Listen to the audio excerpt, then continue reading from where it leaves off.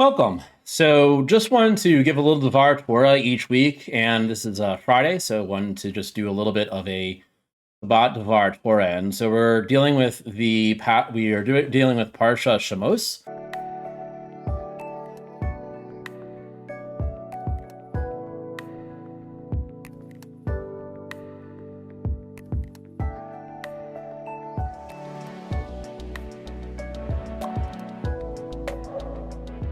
I just want to really just go into the Kli Yakar. I have the Kli Yakar only for a certain amount of portions, and I really want to talk about that a little bit.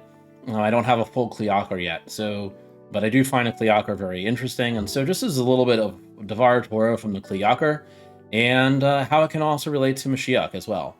And so we open up this week's Parsha with the death of Yosef and a new king arising in Egypt who did not know Yosef. And Yosef obviously was a righteous person, and so the Kli Yakar gets into the death of a righteous person. He also talks about the idea of the power of a righteous person, of a tzaddik. And tzaddikim are people in Judaism who are very rare. They're very not everybody is a righteous person, even if you're Orthodox. A tzaddik has a special place in Judaism as well. People will say, oh, tzaddik, if you go to Israel, but when you're talking about an actual tzaddik, it's a different story. And so just want to get into the Kli Yakar a little bit. I have him on Shemos Aleph, and just want to talk a little bit about them and just read a little bit about that and relate it to how it relates to Mashiach.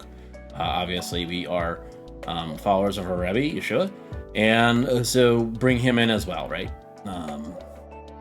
So we're beginning here on the Kli Yakar's commentary in Shemos on Aleph, and he says on the verse, and these are the names of the children of Israel, right? The beginning, the Ella Shemos, right? This is what it's named after. And so he brings a few different things, and I'll bring the Rashi, which the Kli Yakar also brings, and get into it a little bit. Rashi comments, God counted them to make known his love for them, for they are compared to the stars. How are they like stars? Some explain that a star, though it is not visible in daylight, still exists during the day, though it is with the righteous person in the world to come, which is compared to day. The righteous person exists in the world to come, but in this world he is not seen. Likewise, he is not lost except to his own generation, who are directly affected by the loss of a righteous person in their midst. And so this is really interesting. So the righteous person is only lost to those of his generation. He's not lost to everybody. It's not a bad thing. There's a story about the lost pearl in the Talmud, and how that relates to the death of a righteous person. And that death of the righteous person is not a loss for him. He's righteous after all. He's in the world to come. He's in Gan Eden. And so it's not a loss for him, but it is a loss for his generation because of what a tzaddik is able to do. Conversely, others explain that a star is visible only at night. Thus, the light of a righteous person continues to shine even after his sun sets, i.e. after his death, as is written, before the sun is darkened. It appears to me that essentially a person, not to me, Kli Yakar, that essentially a person is not recognized for his good name until after his death, since it is not known whether his righteousness will endure until the end of his lifetime. Thus it is written, and I praise the dead. During a person's lifetime, there is no reason to praise him, since one does not know whether he'll remain a righteous person, right? This is the idea of a righteous person who could fall and stumble, and then obviously we want to back away. This happens in the Messianic world, this happens with rabbis, this happens really to people of all different shapes and forms. They're leaders of some sort, and then they fall, and they're seen to be not righteous, or as the Sefer Shimshon talks about with the righteous, we shouldn't assume that it's because they're not righteous. That puts us in great jeopardy by assuming that a righteous person is not righteous. So we want to be careful about that as well. This is the reason Torah states a few verses later, and Yosef was in Egypt. Rashi comments, what does this phrase come to teach us? We know that Yosef was in Egypt to let us know that about Yosef's righteousness. Yosef's righteousness endured from the beginning of his life until the end of his life. For at the end, everything becomes known. Therefore, the praise of Yosef was recounted. after they put him into a coffin in Egypt. And this is the reason the Jewish people are compared to the stars, which appear after the sun sets. Similarly, after a man sunsets, i.e. after his death, it is apparent whether his righteousness endured until the end of his life. Right? This is an important thing about the idea of the resurrection. With Yeshua being able to rise from the dead, it has a lot to do with this idea of that he is in fact righteous. So we talked about with Yosef in last week when he was thrown into the pit. Only the righteous would be able to be thrown into a pit and then be able to come out of it. If that in fact the snakes in the pit that Yosef was thrown into, the brothers would have been justified. This is in the Or HaKam, I believe, in the Sefer Zera Shimshon, and talk about this, and also the Shelah HaKodesh talks about this as well, that they would have been justified in throwing him in because his lack of righteousness would have been exposed. But if he's thrown in and he is not, in fact, the death does not conquer over him, it is a proof of the righteousness of that individual. And so, obviously, that's a bit of an issue. Regarding our sage's statement, quoted by Rashi, that the Jewish people are compared to the stars, which God counts as he takes them out and brings them in, the use of the word tevayim, coming, in the present tense, and then ish v'ti betu, a man and his family came, in the past tense of this. I'll go back to something else a little bit earlier, okay? This is what the verse says: he who causes many to become righteous will shine like the stars forever. Means in its reference to stars. If someone causes others to become righteous, he will not sin, so that he will not go to Gehenna, while his disciples go to Gan Eden. It is a certainty, even in his lifetime, that his light will continue to shine like the stars forever, even after his death. However, if one does not cause others to become righteous, it is not certain that he'll remain righteous forever. And so this is Yeshua's whole mission, right? His whole mission was to elevate Jewish people from a lowly state into people who were not keeping Torah and mitzvos, to encourage them to keep more Torah and mitzvos, and even those who were keeping Torah and mitzvos, to keep more Torah and mitzvos and to be more medactic or more strong in their Torah keeping. And he was encouraging everybody to have both good midos, which is a Torah principle and Torah command as well, if you go by the Pharisees, as well as holding to the stringencies of law, such as tithing, mint, dill, and cumin, which is a stringency found in Nida 49 and 50. But he also has this strictness where he desires intense observance of the law, even to its most stringent places, but also stringency in midos as well. And so this is one of the things that when I talk with Orthodox friends of mine, he is too strict, he is too stringent. They actually say that this is a proof that he's not Mashiach because he's too stringent about the Torah and the mitzvahs. But he went to the Am Ha'aratzim, the sort of nobodies, and he lifted them to keeping more Torah and mitzvahs. So that is the one thing. One of the things that I think is really important here, and this is brought out in the Yalkut Me'am Loez when it deals with the mourning of the righteous in Zechariah, but also the Kli Yakar brings this up here as well. The importance to mourn over a righteous person who passes. So I'll bring this up. This is also a few passages later, but this is the Kli Yakar on Shemos Aleph. Regarding the merits of a righteous person who has died, it is written, "My wanderings you yourself have counted. Place my tears in your flask. Are they not included in your count?" This verse was interpreted by our sages as referring to one who sheds tears upon the death of a righteous person.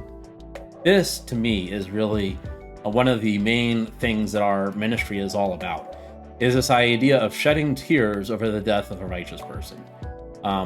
Losing Yeshua to Judaism, the Gentiles took him and created the church from it, and that is truly a thing to mourn, a thing to be regretful over, and that there's a lot of people who are not keeping Torah and mitzvahs, and a lot of Jews who have been moved away from Torah and mitzvahs from what has happened with Yeshua. But I think one of the important things is the church should really shed tears over the death of the righteous person, Yeshua, as should Judaism and as well, and the Jewish people and the Orthodox people shed tears over the death of a righteous person.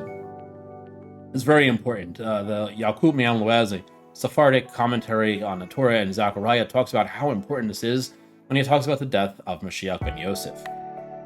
This verse was interpreted by our sages as referring to one who sheds tears upon the death of a righteous person. However, the phrase, "Are they not included in your account?" requires explanation. It seems that the phrase is used to point out the uniqueness of the virtue of a righteous person who dies, that his life was not a waste and had substance. Thus it says, "Are they not included in your account?" You, God, certainly include them in your account, for they have worth. I beseech that you count my wanderings, i.e. tribulations, as well, and place my tears in your flask for safekeeping. This is the idea. The death of a righteous person needs to be mourned over for him to continue having power in that community. And so, what are the powers that a righteous person has? And so, this really struck me as the main thing that I really want to get to at this week's Devar Torah. And the Kliakar brings up in Shemos again. So this is from Shemos 1:9 with the Kliakar. He really gets into the power of a righteous person and what a righteous person can do. And so I just want to put it in a little bit of context. And so this is on Shemos 1:9. He says, according to the sages who interpreted the verse, "Let us deal wisely with him," is referring to the Redeemer of Israel, because of the use of the singular lo, him, right? So the Redeemer of Israel, that's kind of an interesting language, right? The Goel Yisrael, the Redeemer of Israel, potentially Mashiach, if you want to read it in that way. But I don't think that's what the Kliakar is saying, or the sages are saying at this point. We can also explain the word as Memeno as referring to God in the same manner that Chazal interpreted the verse, Ki Chazak Hu Memeno, for they are mightier than him. They explained that the spies were saying, even the master of the house, so to speak, cannot remove the utensils from within. In other words, God cannot remove the nations from the land of Israel. So too, the phrase Ve'etzmu Memeno, mightier than him, refers to God, and the letter Nun of Memeno is followed by the vowel Holam, rather than the Sharuk, which would make it plural. He was saying that all of Israel's strength derives from God, who is their source. Therefore, Pharaoh said, "Let us deal wisely with him, with their source, that is, their savior."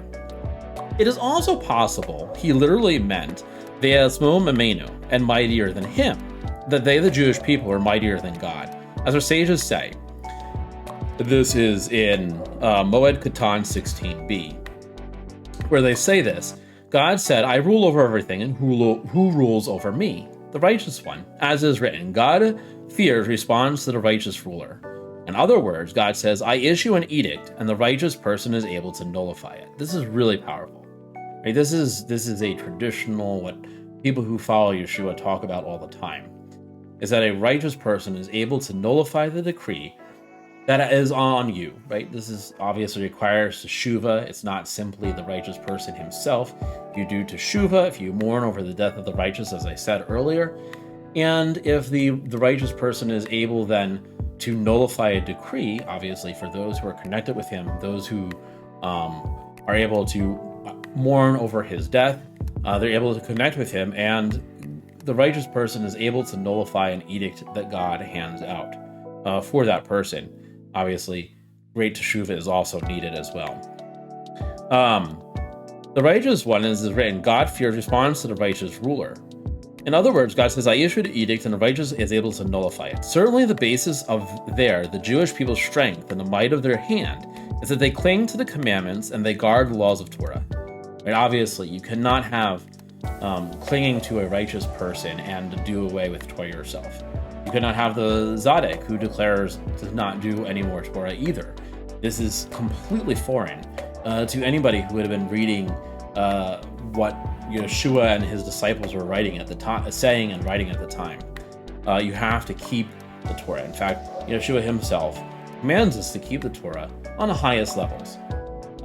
He says this in Matthew 5:17-20, that your righteousness needs to exceed that even of the Pharisees, to be strict in the stringencies of the law and the tithing of mint, dill, and cumin, like I said earlier, in 49 and 50, stringencies that are good to keep yourself away from sin, but also in midos as well. And so he says this, and this is the strength of the Jewish people. This is the reason that the Jewish people have so much righteousness for themselves, and also the righteous Yeshua obviously is important at that as well. Mourning for him is a commandment that we are given. Mourn for a righteous Zadok who dies as well. is that they cling to the commandment. Thus, Pharaoh said, "Let us deal wisely in order to put some space between those who cling to the commandments and God, by causing them to become evil and to sin against their God. The strength will ebb, as the commentators explain on the verse, and the Egyptians did evil to us." Instead, it says, "Oteno," as if to say that the Egyptians caused us to become evil and sin against God, and as a result, we are afflicted. If you sin, and you rebel against God, so the Jewish people holding the Torah and commandments are actually saying yes to God, even if they're missing Messiah Yeshua, because many of the followers of Messiah Yeshua do away with the Torah and the commandments. And so therefore it's actually a stumbling block for our fellow Jewish people not to mourn the death of a righteous person among them, to help bring the Geula and bring further protection even after the sun has set on Yeshua after his death. And that is really important. It's really a sad thing. But this is the power of a righteous person. A righteous person even happens after his death. He has power after his death. He has power to annul the decree that God will give. The righteous are able to rule over. And that is with keeping of Torah and mitzvahs, as well as clinging to emunas hachamim, belief in the wise and the sages, of which Yeshua is foremost. And so holding to him, holding the Torah and the mitzvahs is both important, and I hope you enjoyed my little Devar Torah on Shemos. Thank you. Have a great week, a great Shabbos. See you next week.